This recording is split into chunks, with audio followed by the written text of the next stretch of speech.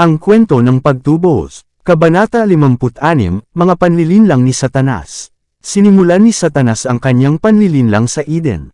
Sinabi niya kay Eva, hindi kayo tiyak na mamamatay. Ito ang unang aral ni Satanas tungkol sa kawalang kamatayan ng kaluluwa, at ipinagpatuloy niya ang panlilinlang na ito mula noon hanggang sa kasalukuyan, at ipagpapatuloy ito hanggang sa ang pagkabihag ng mga anak ng Diyos ay maibalik. Itinuro ako kina Adan at Eva sa Eden. Sila ay kumain ng ipinagbabawal na puno, at pagkatapos ay ang nagniningas na espada ay inilagay sa palibot ng punong kahoy ng buhay, at sila ay itinaboy mula sa halamanan, baka sila ay makakain ng punong kahoy ng buhay, at maging walang kamatayang mga makasalanan. Ang bunga ng punong ito ay upang ipagpatuloy ang immortalidad. Narinig kong nagtanong ang isang anghel, sino sa angkan ni Adan ang nakalampas sa nagniningas na espada at nakain ng puno ng buhay?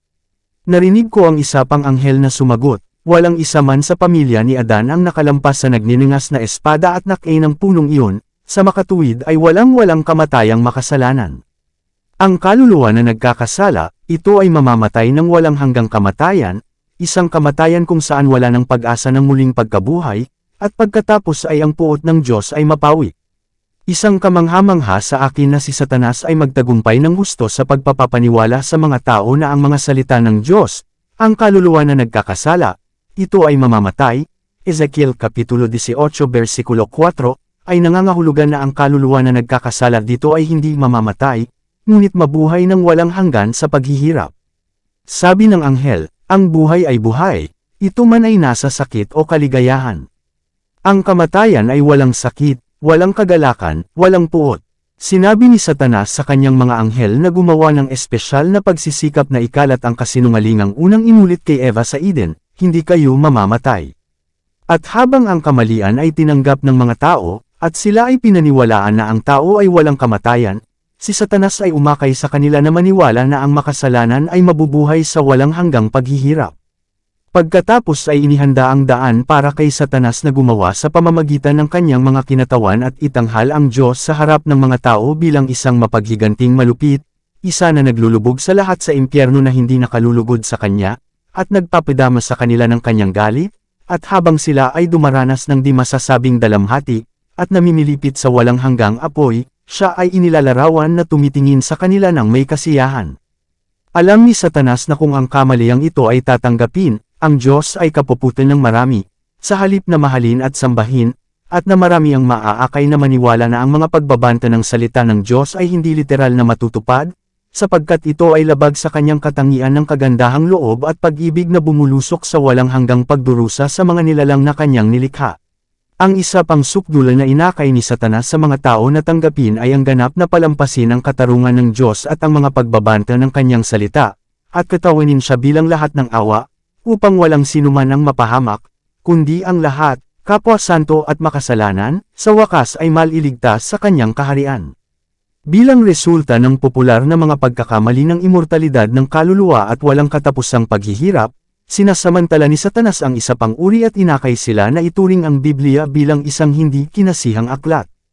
Iniisip nila na nagtuturo ito ng maraming mabubuting bagay, ngunit hindi nila ito maaasahan at mahalin, dahil itinuro sa kanila na ipinapahayag nito ang doktrina ng walang hanggang paghihirap.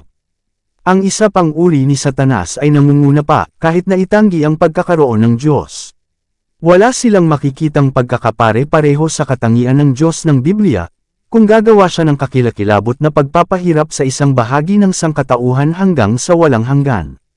Kaya naman tinatanggihan nila ang Biblia at ang may akda nito, at tinuturing ang kamatayan bilang isang walang hanggang pagtulog.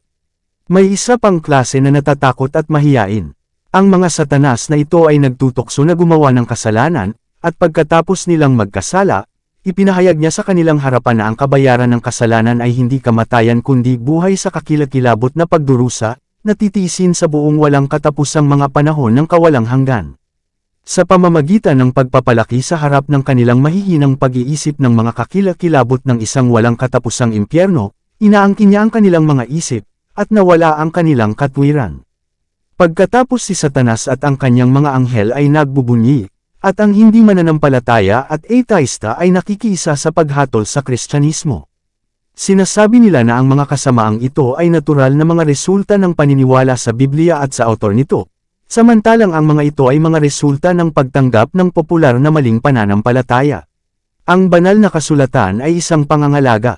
Nakita ko na ang makalangit na hukbo ay napuno ng galit sa matapang na gawaing ito ni Satanas. Tinanong ko kung bakit ang lahat ng mga maling akala ay dapat pahintulutang magkabisa sa isipan ng mga tao gayong ang mga anghel ng Diyos ay makapangyarihan, at kung utusan, ay madaling masira ang kapangyarihan ng kaaway. Pagkatapos ay nakita ko na alam ng Diyos na susubukan ni Satanas ang bawat sining upang sirain ang tao, kung kaya't kanyang ginawa ang kanyang salita na may sulat, at ginawa ang kanyang mga layunin hinggil sa sangkatauhan ng napakalinaw na ang pinakamahina ay hindi kailangang magkamali. Matapos maibigay ang kanyang salita sa tao, maingat niyang iningatan ito mula sa pagkawasak ni Satanas o ng kanyang mga anghel, o ng sinuman sa kanyang mga kinatawan o kinatawan. Habang ang ibang mga aklat ay maaaring sirain, ito ay magiging walang kamatayan. At malapit na sa pagtatapos ng panahon, kapag ang mga panlilinlang ni Satanas ay dumami, ito ay dapat na paramihin upang ang lahat ng nagnanais ay magkaroon ng isang kopya, at, kung gugustuhin nila, ay maaaring magkasangkapan ang kanilang mga sarili laban sa mga panlilinlang at mga kasinungalingang kababalaghan ni Satanas. Nakita ko na partikular na binantayan ng Diyos ang Biblia, gayunpaman nang ang mga kopya nito ay kakaunti.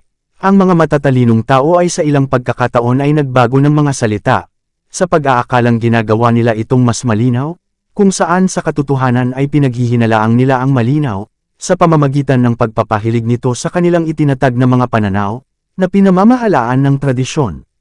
Ngunit nakita ko na ang salita ng Diyos, sa kabuuan, ay isang perpektong kadena, isang bahagi na nag-uugnay at nagpapaliwanag sa isa pa. Ang mga tunay na naghahanap ng katotohanan ay hindi kailangang magkamali, dahil hindi lamang malinaw at simple ang salita ng Diyos sa pagpapahayag ng paraan ng buhay, ngunit ang banal na espiritu ay ibinigay bilang isang gabay sa pag-unawa sa daan patungo sa buhay doon ay inihayag. Nakita ko na ang mga anghel ng Diyos ay hindi kailanman makokontrol sa kalooban. Inilalagay ng Diyos sa harap ng tao ang buhay at kamatayan. Maaari siyang magkaroon ng kanyang pagpipilian.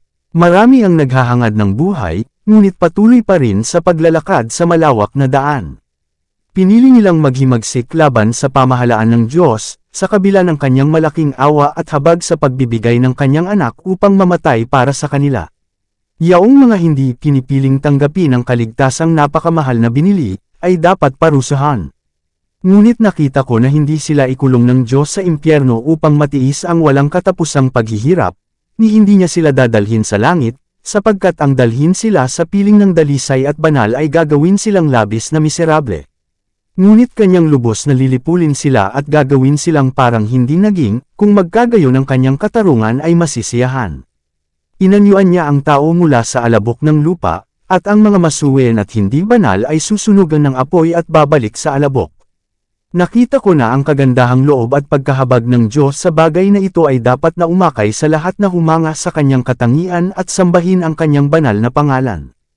Pagkatapos na mapuksa ang masasama sa lupa, ang lahat ng hukbo sa langit ay magsasabi, Amen.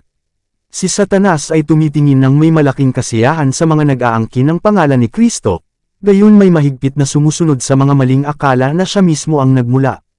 Ang kanyang gawain ay upang lumikha ng mga bagong maling akala, at ang kanyang kapangyarihan at sining sa direksyon na ito ay patuloy na tumataas. Pinamunuan niya ang kanyang mga kinatawan, ang mga papa at ang mga pari, upang itaas ang kanilang mga sarili, at pukawin ang mga tao na mapait na yusagan at lipulin ang mga ayaw tumanggap ng kanyang mga maling akala. O, ang mga pagdurusa at paghihirap na pinagtiisan ng mga mahalagang tagasunod ni Kristo. Ang mga anghel ay nag-ingat ng isang tapat na talaan ng lahat ng ito.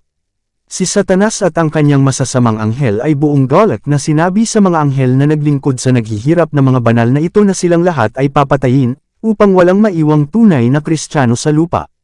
Nakita ko na ang simbahan ng Diyos noon ay dalisay.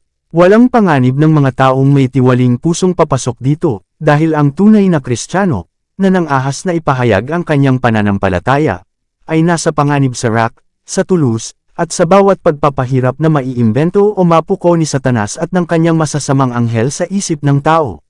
Dito nagtatapos ang Kabanata 56.